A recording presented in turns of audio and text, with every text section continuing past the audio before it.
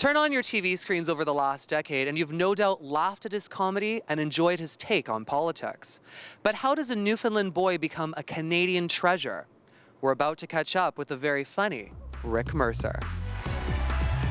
Whether it's politics, comedy, or everything else in between, Very good. the Rick Mercer Report has been entertaining audiences for more than a decade. However, the journey to securing a highly popular TV solo show took years in the making. I was on This Hour's 22 Minutes. I was one of the creators of that show, and so I did that for 8 years. And I was sad to leave in many ways because I loved that show. But I guess in show business, you always think someday you'll have your own show. So it was always part of the plan. I like to think it's because it's so unapologetically Canadian. Every week we go out on the road, we find interesting people and we talk to them, and Canadians respond. And you know, one week it might be a prime minister, another week it might be a rock star. Meanwhile, Justin Bieber accepts a 4-H award for most promising young dairy farmer. But people know it's going to be unapologetically Canadian, and we're going to have a good time, and we keep it moving. And moving effortlessly between comedy and politics is a skill that dates back to his formative years. I started a comedy troupe when I was in high school because I was involved in the theater club, and I was only involved in the theater club because there was a drama teacher who thought that I needed to be.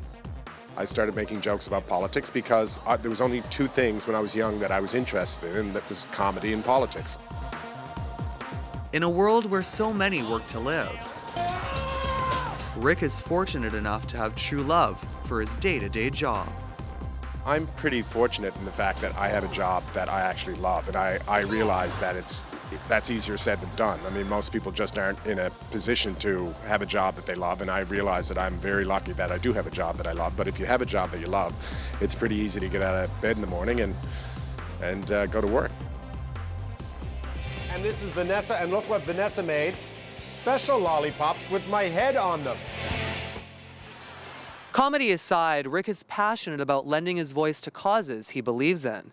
And in 2006, he launched the student challenge campaign, Spread the Net, which provides children in Africa with bed nets, while also helping to stop the spread of malaria.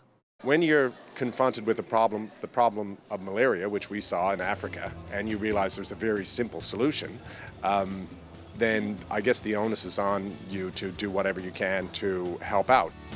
Bed nets are a very affordable, tangible way to fight malaria, and so that's why we launched Spread the Net. Being a highly respected Canadian celebrity is not something Rick takes for granted. Well, if you work in Canadian show business, you're just glad to be working. So I'm just glad to be working, and I actually do view that as probably the most singular accomplishment that I've managed to stay employed in show business. That was the goal. Showtime. And what can viewers expect next from Mr. Mercer? I would love to tell you what we'll be doing, but we never know what we're doing 3 weeks in advance, let alone a year in advance. It's me. Shh. But I know we'll do the same thing, which is travel around the country, find interesting people, and do interesting things with them, and I'll fall down sometimes. Regardless of what the future holds, Rick Mercer will always put his spin on all things Canadian. For Local Connection, I'm Clayton Timko.